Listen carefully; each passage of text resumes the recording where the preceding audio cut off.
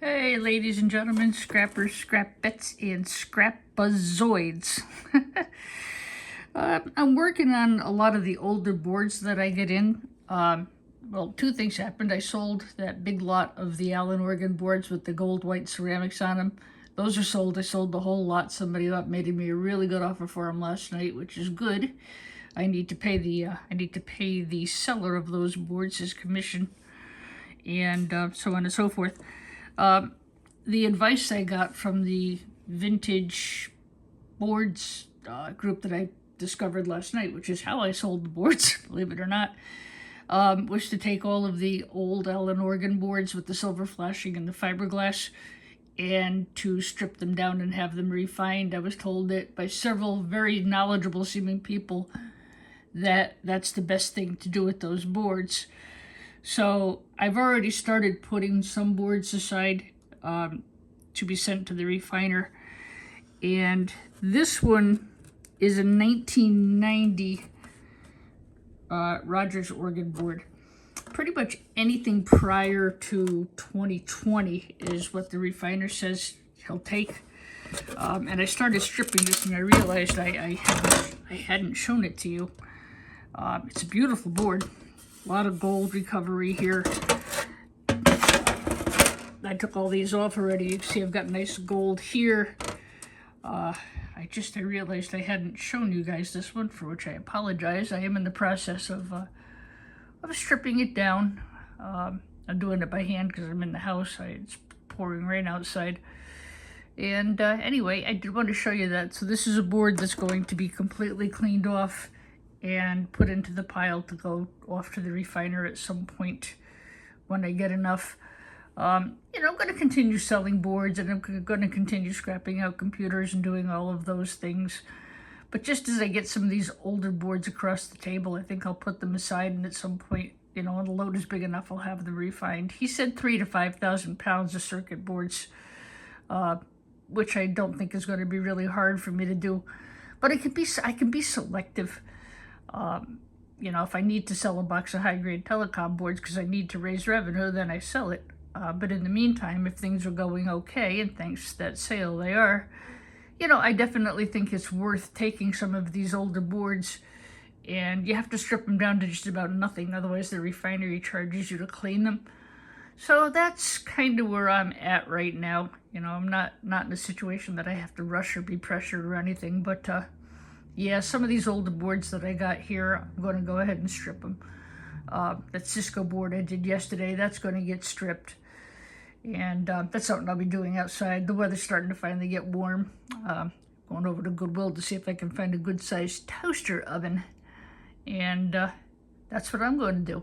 I'm not going to do any refining here, not on my own. That's too much, And that's what old Scrappy D is up to these days. And I'm going to just continue, showing you some of the boards that I'm, putting up for refining, to be sent out to refine when I get enough boards to do so.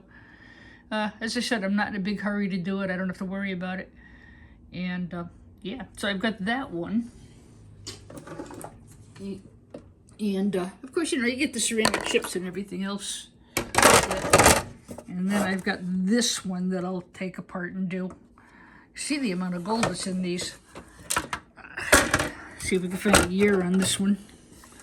Wow, look at the gold recovery on this board. But I've got to clean them off before I send them out, And that's going to be time consuming. I don't see a date on this. This is interesting. This says chips. I really wonder if this is a MIPS clone, maybe an IBM memory module. I don't see a date on it. I don't see anything that gives me an age on it. But what I do see is a lot of gold, very beautiful gold in here. Look at this thing. So this one will be processed and put into the stockpile. That's what it'll be. It's going to be a stockpile to go out to refining.